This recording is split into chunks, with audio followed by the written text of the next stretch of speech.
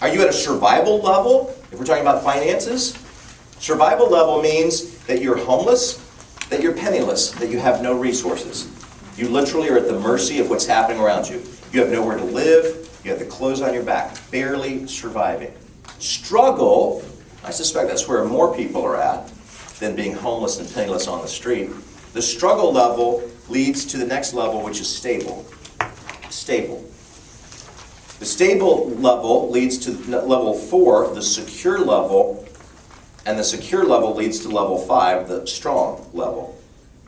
All right, did you get them? Survival, that's just the basic level. Struggle is the next level, stable, secure, and strong. And then if you see in your study guide from our Calm class, in your study guide, there's a place where you can write those in. So would you write them in at the very bottom level? Would you write the word survival? That's level 1. Level 2 is struggle. Level 3 is stable.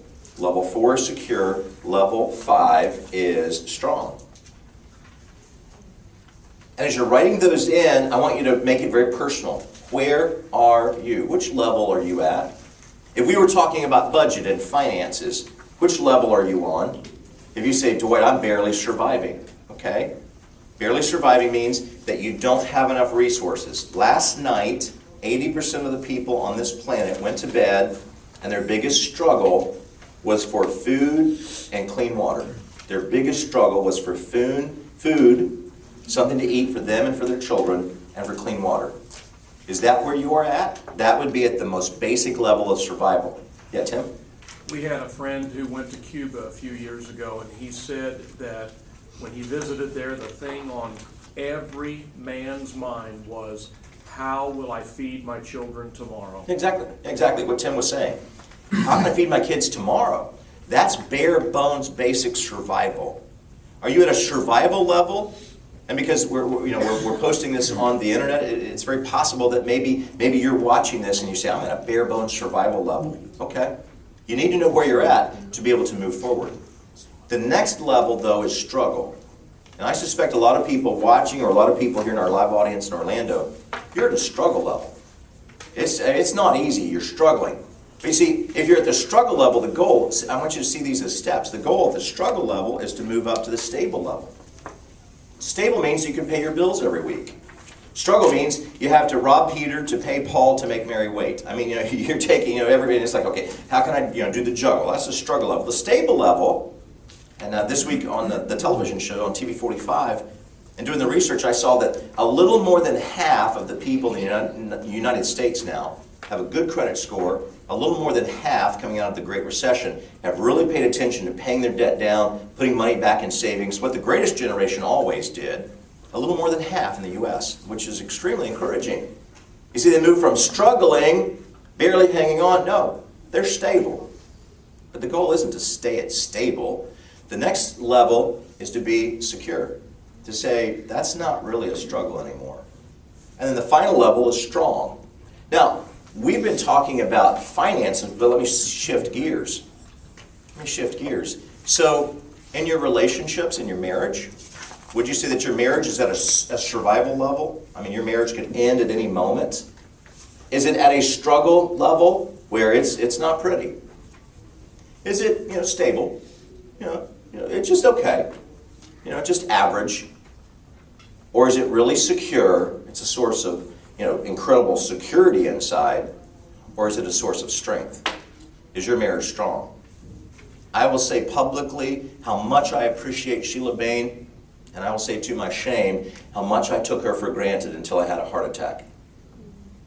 Because there were certain things that woman did that brought me great joy, and Nancy, I'll tell you, there were certain things that woman did that brought me great frustration. Happy Jesus thoughts, why is, God, why did you...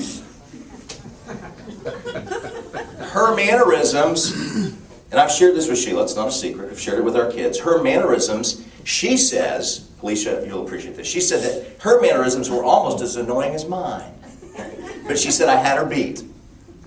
But you know what? When you're laying in a cardiac unit, and I saw how that she intervened with the doctors, she got their cell phone numbers, she stepped up, and through that whole experience, because you're kind of, in a cardiac unit, you're kind of drugged and drooling on yourself. I don't remember a lot, but I remember how strong she was for me. wow, did it make me love her in a whole new way. Wow. I wish it hadn't taken a crisis to not take somebody for granted. But in your marriage, is it strong? One of the cardiac nurses, because Sheila was always there, one of the cardiac nurses said, this is pretty unusual. She said, Mr. Bain, frequently when we see spouses, they're always there and they're really dependable like your wife. But she said more often than not, they just call in. Is he dead yet? Is he dead yet? Wow.